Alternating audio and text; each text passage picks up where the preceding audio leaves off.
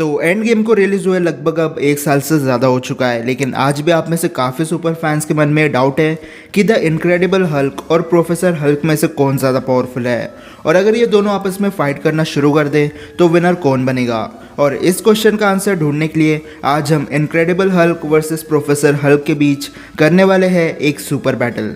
लेकिन सबसे पहले जान लेते हैं कि ब्रूस बैनर हल्क और प्रोफेसर हल्क कैसे बना।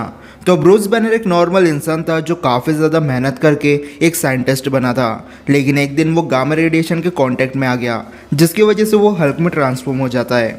इस एक्सीडेंट के बाद से जब भी बैनर गुस्सा होता है वो हल्क में ट्रांसफॉर्म हो जाता है। लेकिन टाइम के साथ हल्क और ब्रूस बैनर में काफ़ी ज़्यादा प्रॉब्लम क्रिएट हो रही थी। एक तरफ हल्क था जो ब्रूस बैनर को पसंद नहीं करता था, और दूसरी तरफ ब्रूस बैनर था जो हल्क को पसंद नहीं करता था। और इन्फिनिटी वॉर में जब हल्क की सबसे ज़्यादा ज़रूरत थी तब वो बाहर नहीं आया, जिसकी वजह से ब्रूस बैनर ने हल्क बस्टर मार्क 2 पहनकर आउटराइडर्स के साथ फाइट की। लेकिन सुपर हीरोज में सिर्फ हल्क था जिसे थैनोस ने 2 बार कूटा था। स्पेस में हल्क पीटा गया और वकांडा में ब्रूस बैनर। और यही सब देखते हुए ब्रूस ने अपने ऊपर एक्सपेरिमेंट करना शुरू किए। बहुत रिसर्च, फेलियर और मेहनत करने के बाद ब्रूस ने अपने दिमाग और हल्क की बॉडी को एक कर दिया, और ऐसे ही ब्रूस पहले हल्क बना और उसके बाद प्रोफेसर हल्क। अब बात करते हैं इनके फीट्स की। तो इनक्रेडिबल हल्क को सबसे पहले हमने देखा उसकी खुद की सोलो मूवी में। ये एमसीयू की फर्स्ट और लास्ट हल्क मूवी थी, क्योंकि मार्वल के पास हल्क के राइट्स नहीं थे और वो लीगली अपने मर्जी से हल्क के ऊपर कोई फिल्म नहीं बना सकते।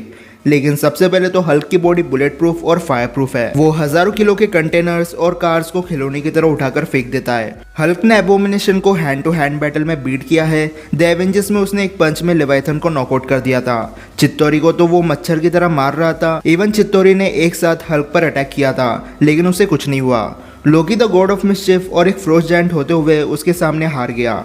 एवेंजर्स एज ऑफ अल्ट्रॉन के बाद हल्क एक्सीडेंटली सकार प्लेनेट पर पहुंच गया, जहां पर उसने ना जाने कितने इंटरगैलेक्टिक वॉरियर्स को हराकर खुद को चैंपियन बनाया था। हल्क फेनरिस को एसगार्ड से बाहर फेंक चुका है, और रैग्नारॉक के समय पर वो सर्टर को मारने चला गया था। सर्टर की हाइट अराउंड 800 फीट थी, लेकिन हल्क ने उसे डिसबैलेंस कर दिया था। हल्क के एमसीयू करियर में सिर्फ 2 कैरेक्टर्स है जिन्होंने उसे क्लियरली बीट किया है। पहला हल्क बस्टर ने एवेंजर्स एज ऑफ अल्ट्रॉन में, और दूसरी बार एवेंजर्स इन्फिनिटी वॉर में थैनोस ने। लेकिन अगर बात करें प्रोफेसर हल्क की, तो अभी यहाँ पर हल्क के बॉडी में ब्रूस बैनर का दिमाग है, इसलिए प्रोफेसर हल्क की बॉडी भी बुलेट प्रूफ और फायर प्रूफ है। ब्लैक विडो के डेथ के दुख में प्रोफेसर हल्क ने एक टेबल को इतनी जोर से फेंका कि वो अराउंड 2 से 3 किलोमीटर दूर जाकर गिरा होगा, बस किसी के सिर पर ना लगा हो। फिर प्रोफेसर हल्क ने टोनी स्टार्क की मदद की इन्फिनिटी गॉन्टलेट में स्टोन्स लगाने के लिए, लेकिन साथ में उसने ही स्नैप किया, जिसकी वजह से उसका राइट हैंड काफी ज्यादा डैमेज हो गया। रोडी और रॉकेट को बचाने के लिए प्रोफेसर हल्क ने आधे एवेंजर्स हेडक्वार्टर को अपने हाथ पर उठाकर रखा था, जिसका मतलब प्रोफेसर हल्क के पास अच्छी खासी स्ट्रेंथ है। एंड गेम के फाइनल बैटल में अगर हल्क और थैनोस की रीमैच होती तो मज़ा ही आ जाता, लेकिन पता नहीं क्यों उनकी आपस में लड़ाई नहीं हुई, और एंड गेम में सिर्फ एक कैरेक्टर था जिसने हल्क को बीट किया था, वो थी एंशिएंट वन। अब अगर बात करें प्रोफेसर हल्क और इनक्रेडिबल हल्क में कौन ज़्यादा पावरफुल है, तो वो इनक्रेडिबल हल्क है, क्योंकि प्रोफेसर हल्क के कंपैरिजन में वो काफ़ी ज़्यादा एग्रेसिव है। वो बिना कुछ सोचे समझे फाइट करना शुरू कर देता है, और आखिर में अपने एनिमी को बीट भी कर देता है। लेकिन दूसरी तरफ प्रोफेसर हल्क का दिमाग ब्रूस बैनर का है, जो टेक्निकली फाइट्स और तोड़ फोड़ को इग्नोर करने की कोशिश करता है। ब्रूस बैनर कभी हल्क जैसे एग्रेसिव होकर फाइट नहीं करेगा। और रही बात फिजिकल स्ट्रेंथ की, तो ऑफिशियली ऐसा बिल्कुल कंफर्म नहीं हुआ है कि प्रोफेसर हल्क बनने के बाद उसकी स्ट्रेंथ या ड्यूरेबिलिटी कम हो गई है, इसलिए अभी के लिए इनक्रेडिबल हल्क और प्रोफेसर हल्क दोनों की फिजिकल एबिलिटी सेम लेवल पर है। लेकिन अब क्वेश्चन आता है कि कौन ज़्यादा बेटर है। तो अगर मैं पर्सनली अपना ओपिनियन बताऊँ तो मुझे इनक्रेडिबल हल्क ज़्यादा बेटर लगता है, क्योंकि वो कुछ भी करने से पहले सोचता नहीं था। सोचो अगर प्रोफेसर हल्क अपने इनक्रेडिबल हल्क की जगह पर होता तो क्या होता।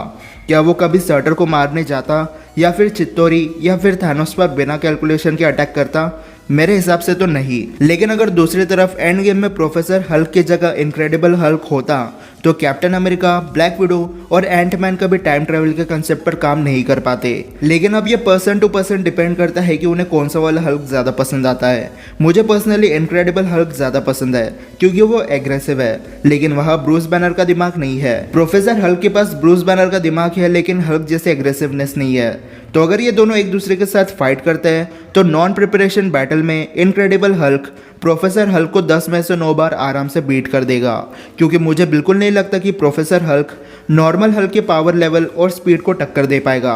लेकिन अगर प्रिपरेशन के साथ फाइट हो तो इनक्रेडिबल हल्क अपने दिमाग का ना के बराबर यूज़ करता है, इसलिए वो खुद को प्रिपेयर नहीं करने वाला।